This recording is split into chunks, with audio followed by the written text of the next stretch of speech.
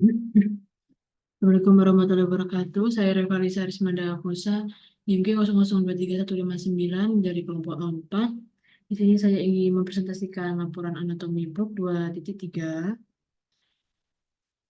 Jadi yang kasus pertama, Denis adalah seorang siswa SMP. Ia sempat terjatuh dari tangga dan kepalanya terbentur. Setelah itu, dia mengaku sulit menggerakkan tangan, wajah tak bisa merasakan nyeri dan suhu. Jadi soal pertama, jelaskan tentang area Brodmann dan fungsinya secara lengkap. Jadi yang area 4 itu ada area motorik primer atau gyrus presentalis, yang 6 area motorik sekunder, gyrus presentalis, 312 area sensorik primer atau gyrus postsensoris, terus 43 adalah area gustatorik, 4445 area bicara motorik atau area Broca, 39 40 22 area bicara sensorik atau area Wernicke, terus 4142 area auditory primer, lalu 22 itu area auditory sekunder, 17 area visual primer, visual karina, terus 18 19 area visual sekunder. Lalu motorik primer adalah mengotorkan gerakan peluntur wajah dan ekstremitas berkaitan dengan traktus piramidalis. Lesi di sini adalah paresis. Lalu motorik sekunder itu mengendalikan gerakan voluntar berikatan dengan traktus ekstrapiramidalis. Lesi di sini apraksia, misalnya adalah otot manus kontraksi untuk memegang gelas, atau motorik primer, gelas tidak jatuh bila kontraksi otot manus dapat dipertahankan motorik sekunder. Lalu sensorik primer itu mengenali sumber, kualitas, dan kuantitas dari suhu nyeri dan raba tekan. Lalu gustatorik mengenali rasa melalui indera pengecapan. Lalu bicara motorik itu mengontrol aspek bicara motorik. Lalu bicara sensorik itu pengolahan, pemahaman, dan interpretasi bahasa baik lisan maupun tulisan. Contoh lesi pada area Broca itu menyebabkan seseorang dapat memahami isi pembicaraan namun tidak dapat memberikan respon afasia motorik. Lesi pada area Wernicke menyebabkan seseorang tidak dapat memahami isi pembicaraan namun dapat berbicara sehingga responnya tidak selaras dan dengan pembicaraan. Selanjutnya ada auditory primer, yaitu kemampuan menerima rangsang suara bila lesi terjadi penurunan pendengaran. Lalu auditory sekunder adalah area interpretasi dan asosiasi pendengaran. Bila lesi disebut afasia Wernicke atau afasia sensorik atau afasia reseptif. Lalu ada area visual primer, itu kemampuan menerima rangsang cahaya, melihat.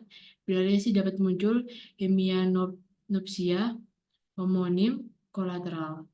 Lalu ada area visual sekunder, persepsi visual kompleks seperti warna, gerak, arah objek. Bila lesi dapat muncul buta warna, atau agnosia visual, dapat melihat namun tidak dapat mengenali benda. Lalu soal kedua, jelaskan tentang traktus piramidalis dan ekstrapiramidalis.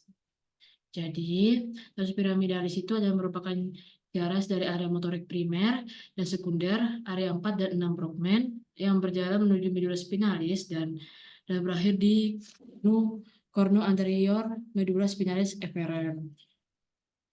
Saat melewati decussatio piramidalis tersebut, terdapat serabut yang menyilang ke arah kontralateral, traktus costicospinalis spinalis lateralis.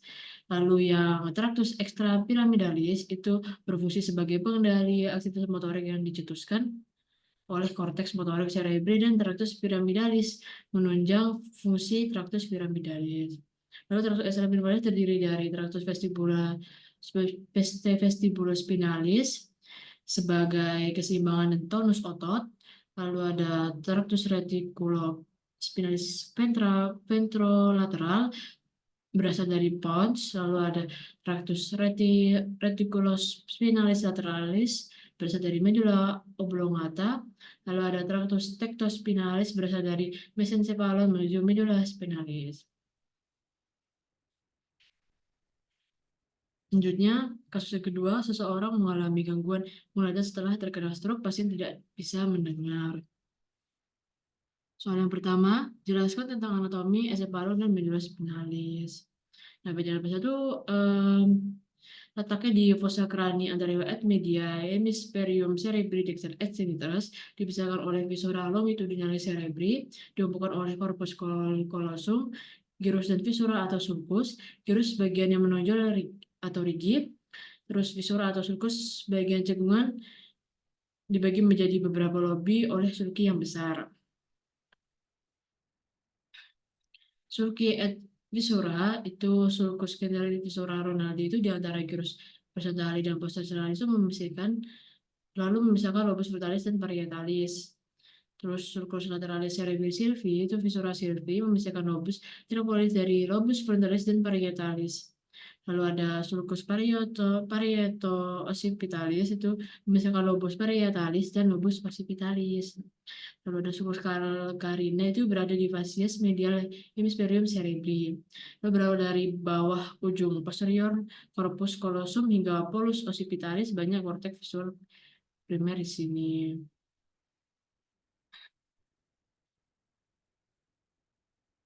Lalu lobus frontalis itu ada gyrus presentalis, gyrus frontalis superior, gyrus frontalis medius, dan gyrus frontalis inferior. Saat bagian lobus parietalis itu ada gyrus postentralis terletak di antara sulcus centralis dan sulcus postcentralis. Lalu ada gyrus lobulus parietalis superior, ada gyrus lobulus parietalis inferior. Gyrus parietalis superior dan inferior dipisahkan oleh sulcus intraparietalis. Lalu yang ketiga ada lobus temporalis itu ada gyrus temporalis superior, ada gyrus temporalis medius, gyrus temporalis inferior. Gyrus temporalis superior itu berada di inferior sulcus lateralis di superior sulcus temporalis superior. Lalu yang bagian medius di antara sulcus temporalis superior et medianus. Lalu bagian inferior berada di inferior sulcus temporalis medianus. Yang keempat itu lobus occipitalis itu ada gyrus occipitalis superior dan gyrus occipitalis inferior. Gyrus occipitalis superior et superior inferior dipisahkan oleh sulcus occipitalis lateralis. Pada lobus limbicus berada di facies medialis hemispherium cerebri mengelilingi corpus callosum dan diencephalon. Gyrus cinguli itu bagiannya ada dalam lobus limbicus, ada bagian gyrus cinguli, gyrus parahiposampalis, lalu ada area subcaloicolis, lalu ada formatio hippocampi. Terus yang keenam, ada lobus insula, dari dasar sulcus lateralis cerebri sylvie. Lalu ada bagiannya ada gyrus longus insula, gyrus brevis insula. Sulcus lateralis insula memisahkan gyrus longus dan brevis insula. Sulcus circularis insula mengelilingi gyrus insula. Lalu limen insula cerebellum. Biologi itu ada 3 macam, ada arsicerebellum, paleocerebellum, dan neocerebellum. Arsicerebellum itu ada lobus floculondaris dan lingkungan nucleus facius, keseimbangan. Terus ada paleocerebellum itu nucleus emboliformis et nucleus globosus, tonus otot. Lalu ada neocerebellum itu kemampuan gerakan terampil dan berkoordinasi dengan cerebrum. Lalu yang pertama ada lanjut ke mesenpali, itu pendugulus cerebri pada perbedaan kata di antara tektum dan tegmentum. Substansi nigra akan membangun pendugulus cerebri menjadi crus cerebri plus anterior dan tegmentum atau plus posterior.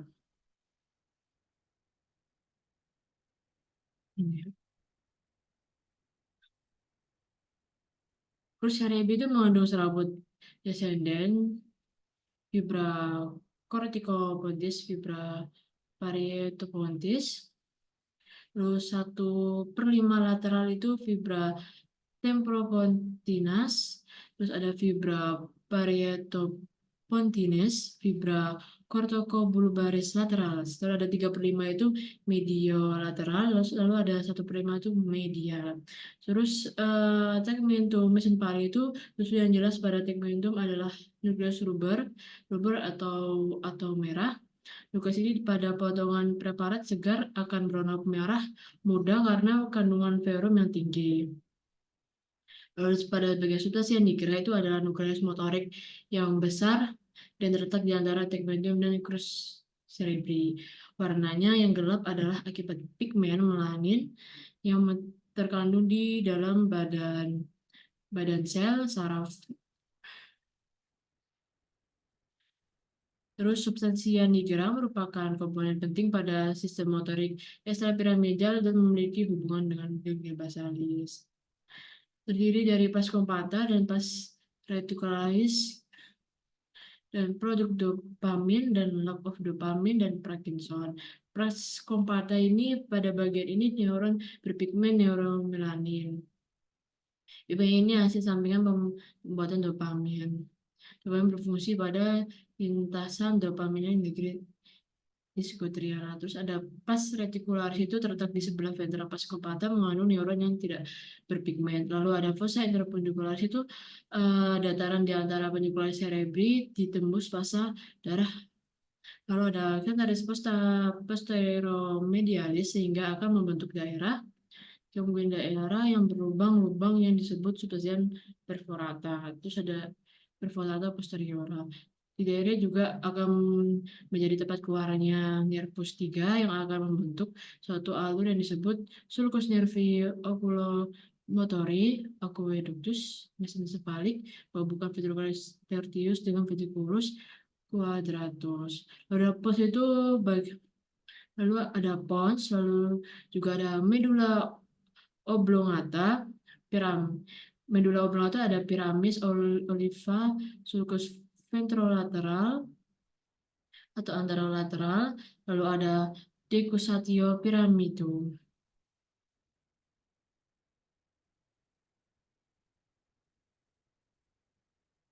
Ini soal selanjutnya adalah jelaskan tentang anatomi nervus cranialis dan tempat keluarnya.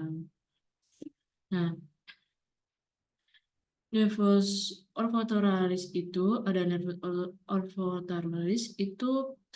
tempat keluarnya ada foramina serosa osis etomidalis, lalu ada nervus opticus itu tempat keluar ada chiasma opticum dan foramen opticum canalis. Ada opticus, lalu ada nervus oculomotor.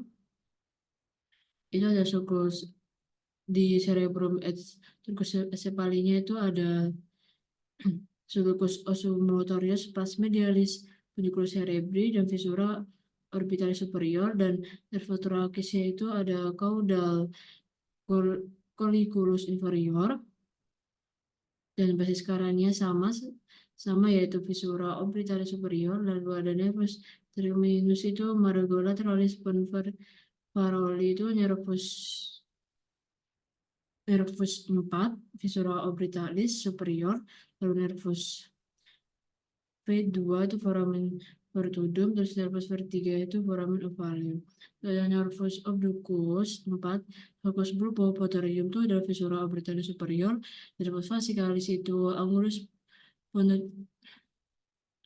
pononat meatus opticum internus. Ada nervus vestibulatus itu, lalu ada nervus glossopharyngeus, ada nervus vagus, tempatnya di sulcus posterior lateralis, medulla oblongata atau sulcus. Lalu di basis karennya itu ada foramen jugular, terus ada nervus ascleranus itu sama tempat keluarnya ada foramen jugular. Lalu ada nervus hypoglossus itu di basis karennya adalah canalis hypoglosis. Soal yang ketiga ada jelaskan tentang circulus anteriosus villi. Jadi lingkaran milisi berperan memberikan aliran daerah kolateral antara sirkulasi anterior dan posterior otak, melindungi terhadap iskemia jika terjadi penyakit pembuluh darah atau kerusakan pada satu atau lebih area. Itu circulus anterioris wirisi itu yang pertama ada korotis interna, anterior bercambang menjadi arteri cerebi anterior dan arteri cerebi media. Lalu dua arteri vertebralis posterior bersatu menjadi arteri basilaris memvaskularisasi trunkus cerebri kemudian bercabang menjadi arteri cerebri posterior. Dua arteri cerebri posterior dihubungkan oleh komunikus anterior, arteri cerebri posterior dan arteri cerebri media dihubungkan oleh arteri komunikans posterior. Lalu yang soal kedua, jelaskan tentang jalur penglihatan mulai dari perjalanan sinar melalui anatomi media refrakta hingga ke otak. Jadi yang pertama itu ada visual pathway, itu retina photoreceptor, lalu ke ganglion retina, lalu ke nervus opticus, lalu nyilang di chiasma opticus. Lalu ke tractus opticus, lalu ke corpus atonia nucleus geniculatum lateral, lalu ke radiation optica, ya, lalu ke piramid visual.